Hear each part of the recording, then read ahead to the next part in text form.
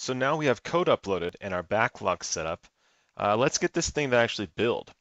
So I'm going to go ahead and set up a basic continuous integration build so that my code is built every time a check-in occurs. And I'll be using the hosted build controller that's included with Visual Studio Online. To set up my build, I'm going to go ahead and choose Open Visual Studio. I'm going to set it up through Visual Studio.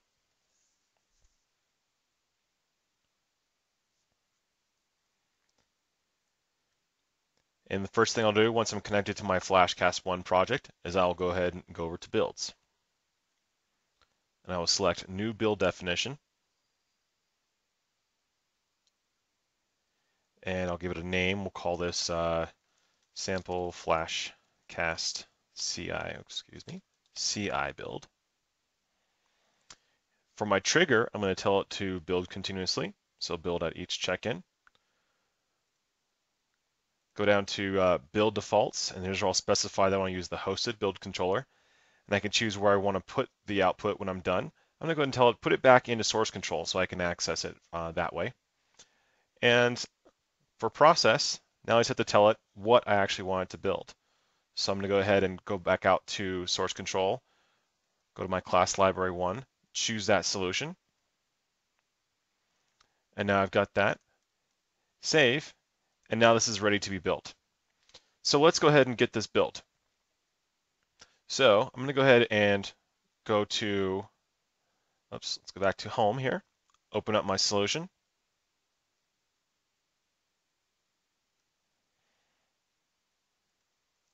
And let's make a small, silly change to it.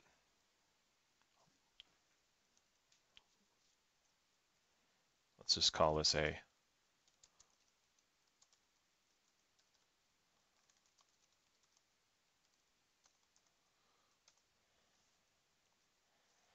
I won't even have it do anything. Let's go ahead and check this in.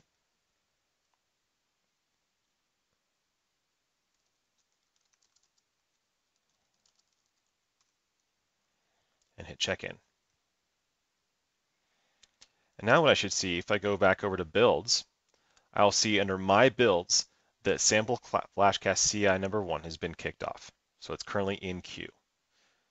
So what this means is that it is currently provisioning a build environment up in Visual Studio Online and is getting ready to build. So you can see now it actually is in the process of building. And now you can see the build is finished. The build ran for 68 seconds. I paused the recording a little bit so you don't have to watch it for the entire 68 seconds. So it took just over a minute to build, and I could see that it actually did complete building. I can view the log file, I can look at the request. And to verify that it's there, I can go ahead and go back to Visual Studio Online, go to code.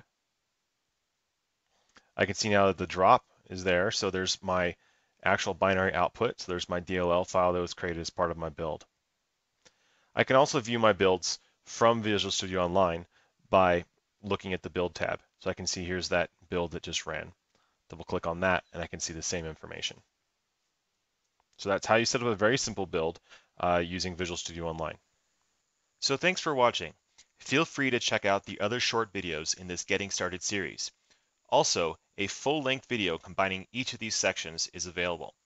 For more information, visit visualstudio.com.